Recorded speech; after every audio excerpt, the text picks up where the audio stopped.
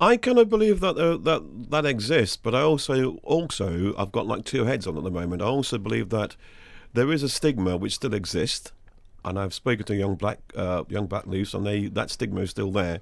They do feel that the theatre world, the world of entertainment, that kind of genre, isn't for them. And I'm doing my best. I've always done my best to sort of say, come on, of course it is. You know, you can do whatever it is that you want to do in theatre. No one's stopping you. There's never a sign on the door saying you're not allowed. Of course you're allowed. Anybody can go in. But I think the idea that what you're asking me now has been brought to light, and it's been pointed out that more should be done. I think now this is the opportunity for people to recognise that somebody's actually mentioned it. So yes, let's not sit back and assume that it's not for us, because somebody said more should be done, and obviously they're doing their best to try and make sure things are happening for them. So I'm pleased to hear that. Mm-hmm. Now, Weekes, you're someone who's actively working in the theatre business. How easy or difficult have you found it to get work in this field of work for either yourself or other young people? I've not found it that difficult. I mean, I must say, obviously, I'm not in full-time employment at the moment. I'm doing part-time work, and at the moment, I've got 3 projects on the go. And that's only because, obviously, because of who I am and my experience and the work that I've done.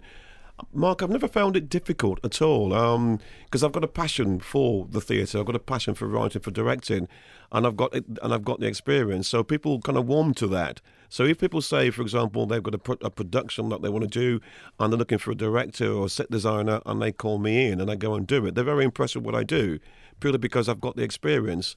But most people who wouldn't have that, I would say it isn't a problem getting in, but you do get in, but try and work in a different department, then work your way up.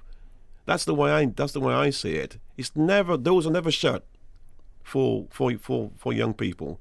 Doors are always open. Because the thing is, when I was at the Royal London, I used to employ them. I would say, come in, take part in this, get involved in that. Now, do you believe local theatres take a serious enough approach at producing culturally diverse theatre? No, not local theatres, no, because the problem with local theatres, the way I see it, is that they want to get bums in seats. Don't they? It's about trying to get the audience packed, so the theatre can survive. Certainly, when I was at the Downgate, there were plays that were aimed for young black people and a devised range of cultural people, and that worked. But I mean, these things, they were just the one-offs. But every now and then, these shows were returning to the theatre, which was good. Mm-hmm.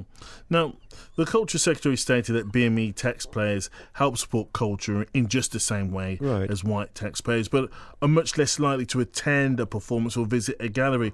What do you think these reasons may be for this? That's a really good question. I've been struggling to answer this question for years. I really, really have. To me, the only way I can answer that question truthfully is I think it's a matter of taste. I think it does depend what it is that people put on. If there's an exhibition, for example, about young black people who fought in the First World War, I know there's a lot of people who I know who would genuinely want to go and see that, because it's obviously history, and it's a history that we're not been taught. It's a history that we're not familiar with through TV and through films and through various media.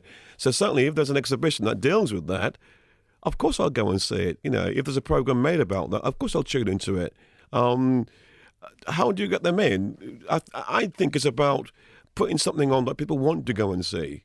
Like, for example, getting back to the Downgate, when there was like a 70s night or an ABBA night or a theme night, the place was packed, because obviously that's what they want to be involved in. Certainly something like, there's been an exhibition recently in London called My Front Room. And again, that was brilliant, because people went along to see that, and it kind of brought back memories. And I think that worked. It's about engaging with your audience and trying to put things on that will attract them. It's that simple. That's how I see it, anyway. Mm-hmm. I've seen The Harder They Come at the Downgate. Oh yeah, yes, and that was packed every night. Well, there you go. So it's kind of engaging with the community, see what they like, and then bring it. And open the doors, and they shall come. Yeah, and also it's safe as well, because you know what you're going to watch. You know you know what's going to be on display. You know the film, you know the songs, you know the history of it. So you become part of that, and being there, it's like a celebration. And it's about wanting to be seen to be there because you're part of that. I enjoy that.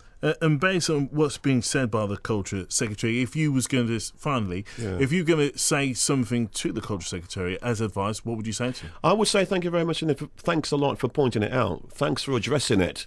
Thanks for making it aware, and thanks, and more than anything else, thanks for making it accessible. Somebody, thank goodness, I've noticed that there was a need for that. So it's saying to the young black people who I've met through college and through schools, look, you can do that. I mean, quite recently, I've met two young black filmmakers, and they're doing wonders. They're all part of the Errol Flynn Film Company. They're part of the Northampton Film School. They're two black filmmakers who are doing really, really good business. And they're not going to put off by that. But when they hear something like what she's just said, I think that to me will kind of reinforce their determination to move on and go forward, because it's there.